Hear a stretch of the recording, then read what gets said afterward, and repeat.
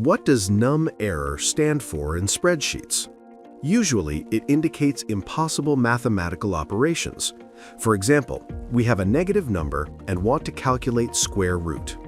Another case is logarithm of the negative number. Both operations return num error. Let us change the number to 64 and the error disappears. Very large exponential calculations will also cause num. Here, we want to know 10 to the power of 1,000. The error appears because this is a value far larger than what spreadsheets can calculate. If we change the exponent, the value will be displayed. In this table, we are calculating average student performance by subject using the corresponding formula.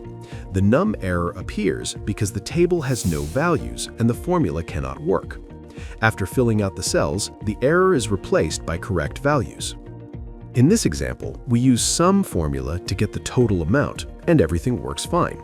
However, if we include the calculated total in the range, num error appears. In general, num error means that calculation is mathematically possible, but the numbers don't make sense. Follow OnlyOffice on YouTube to explore more about spreadsheets.